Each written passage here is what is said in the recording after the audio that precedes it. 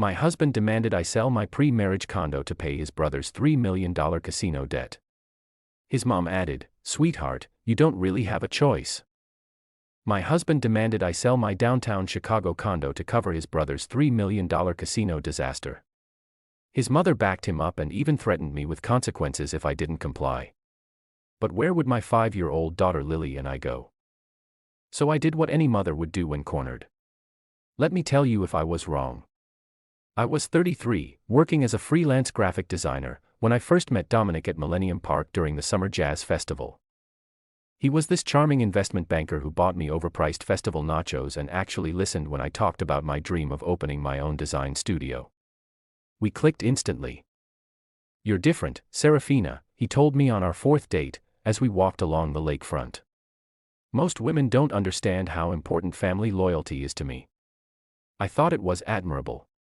God, I was so naive.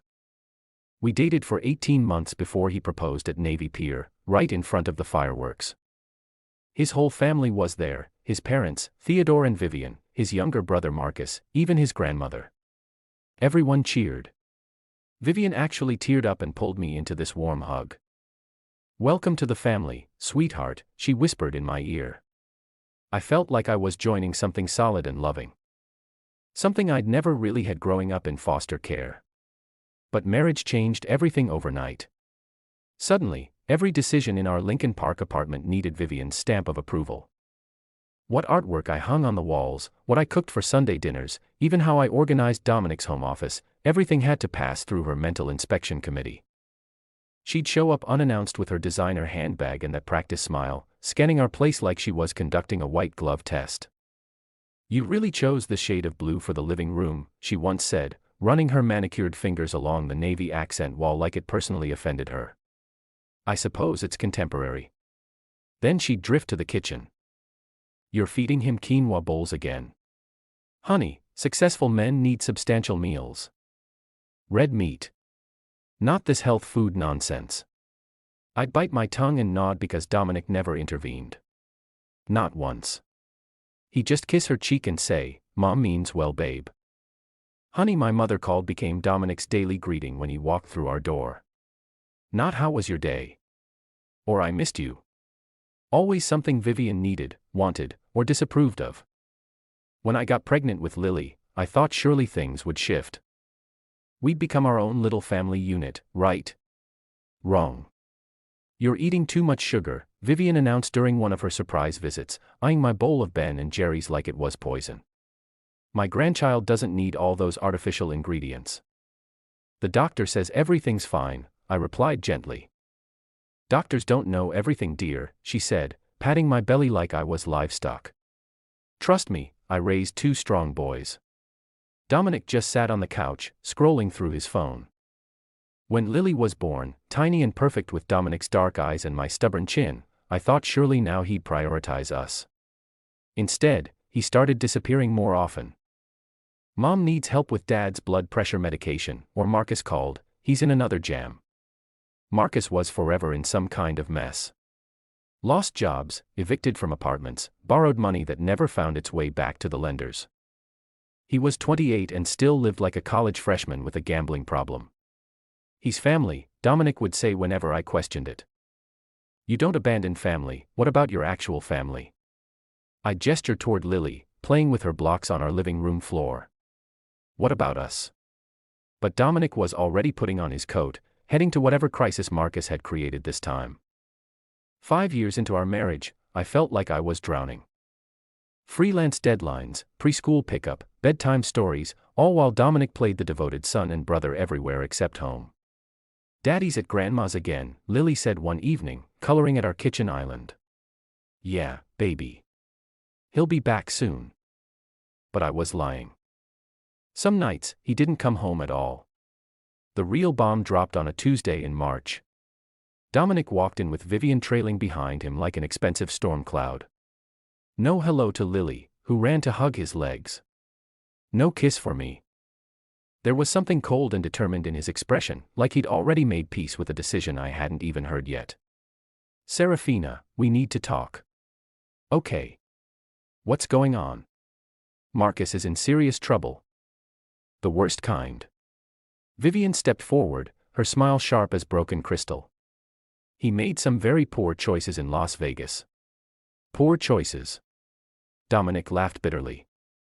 He lost $3 million, Serafina. $3 million, the words hit me like ice water. How does someone lose $3 million high-stakes poker? Private tables. He got in way over his head with some very dangerous people. My stomach dropped. Okay. That's terrible. But what does that have to do with us? Dominic's jaw tightened. We need to sell your condo. Don't even think about arguing. My condo. You want me to sell my condo? That's when Vivian spoke up, her voice sickeningly sweet. Well, darling, real wives support their husbands' family obligations. Family takes care of family after all. The room went quiet except for Lily's soft humming as she played with her coloring books. I stared at them both, waiting for someone to say this was a joke. You're serious? Dead serious, Dominic said, but his face looked almost relieved, like he'd finally found someone else's solution to someone else's problem. Dominic, that condo is Lily's future security. I bought it before we even met. It's not marital property. It's a valuable asset. Vivian snapped, waving her hand dismissively. And right now, your brother-in-law needs it more than a 5-year-old needs a backup plan. Where exactly do you expect us to live, Vivian? Lily's preschool is 3 blocks away. This is her home. Dominic rolled his eyes. We both have good jobs, Serafina. We can rent somewhere. It's not like we'll be homeless. Since when is Marcus's gambling addiction our financial responsibility? Vivian's mask slipped just enough to show the steel underneath. Since you married into this family, sweetheart. When you said I do, you said yes to all of us. I said yes to Dominic, I shot back. Not to funding his brother's casino habit. Dominic's teeth ground together audibly. Marcus made a mistake. He's family, Serafina. You don't turn your back on family. What about your actual family? I gestured toward Lily, still innocently coloring. What about her stability? Her future? She's 5, Vivian retorted coldly. She'll adapt. Children are remarkably resilient. That's not the point. Darling, Vivian interrupted, her voice dropping to a whisper that made my blood freeze, you don't really have a choice here. I stared at her. Excuse me. That's when Dominic pulled out a manila folder from his briefcase. I've already contacted Henderson Realty. Got preliminary paperwork drawn up. We just need your signature. My hands started shaking.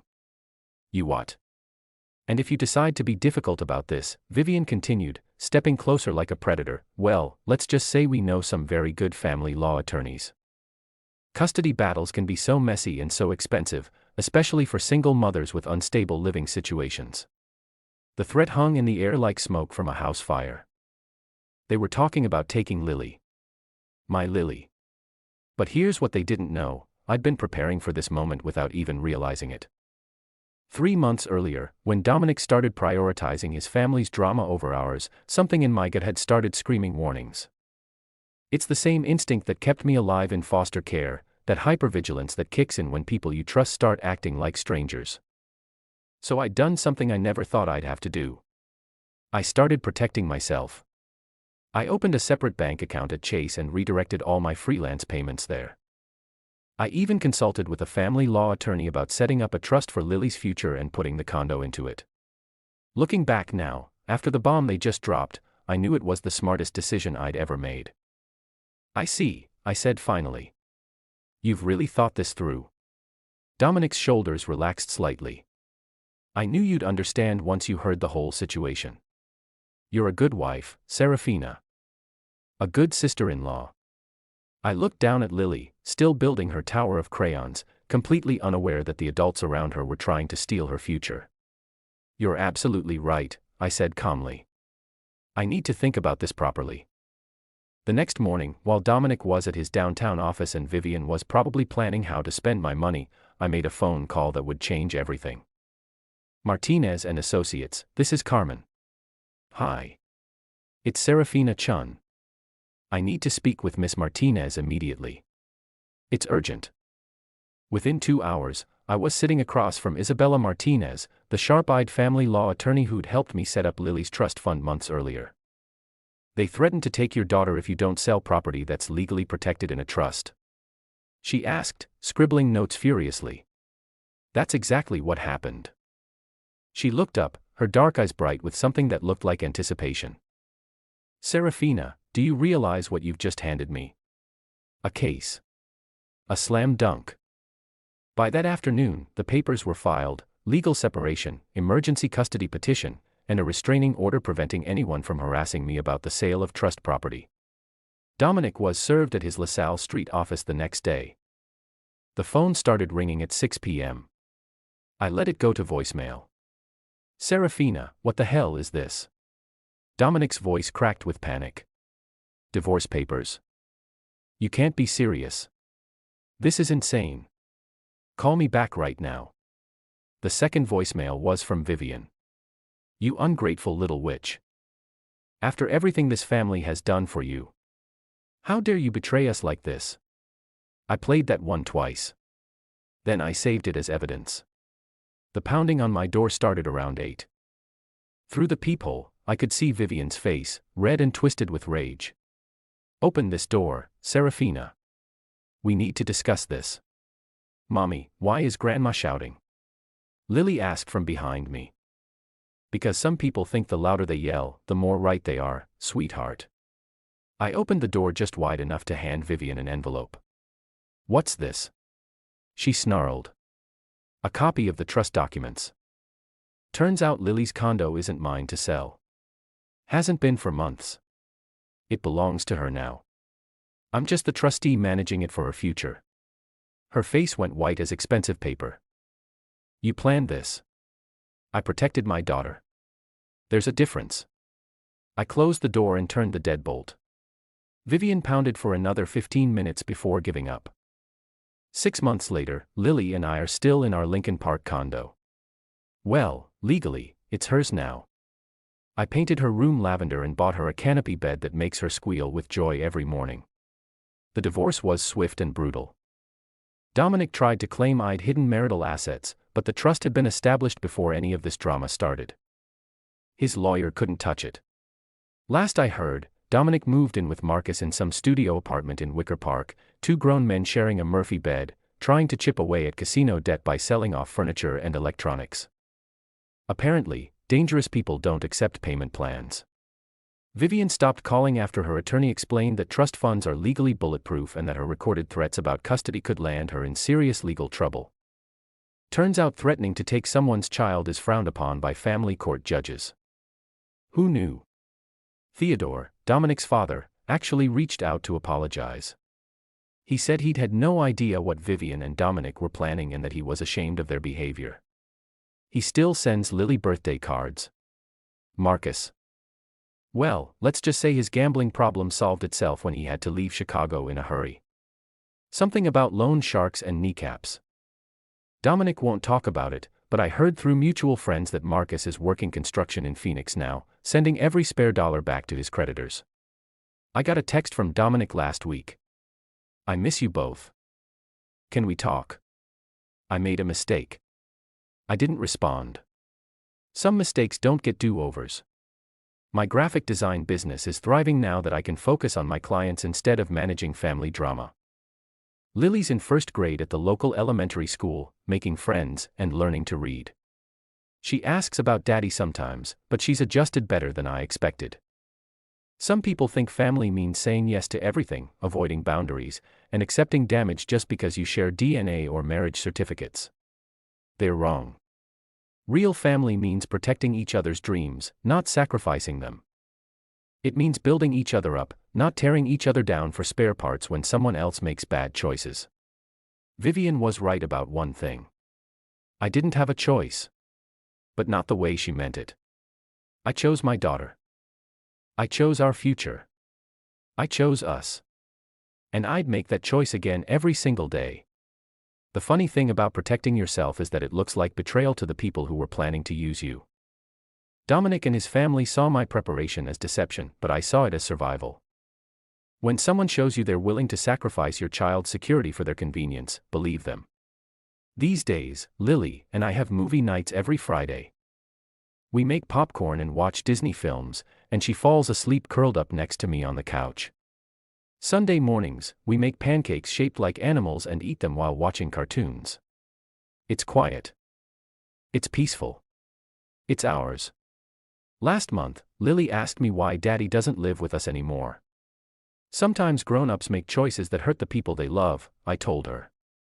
And when that happens, the people who got hurt have to make choices too to keep themselves safe. Did you keep us safe, Mommy? I did my best, baby girl. She nodded seriously and went back to her coloring book. At 5 years old, she already understands that love isn't enough if it doesn't come with respect and protection. Dominic's family taught me that some people see kindness as weakness, generosity as obligation, and boundaries as betrayal. But they also taught me that I'm stronger than I ever imagined. That I can stand up to threats and manipulation. That I can protect what matters most. The condo is worth even more now than when I bought it 7 years ago. Lily's trust fund is growing, securing her future in ways I never had as a kid, bouncing between foster homes. She'll have choices I never did. So tell me, was I wrong? What would you have done in my place? Because sometimes the best thing you can do for someone you love is refuse to enable their worst impulses. Even if they're family. Even if it costs you everything you thought you wanted. Sometimes the strongest thing you can do is walk away. And sometimes walking away is the only way to save yourself. Share your thoughts in the comments section. Thanks for your precious time. If you enjoyed this story, then please make sure you subscribe to this channel.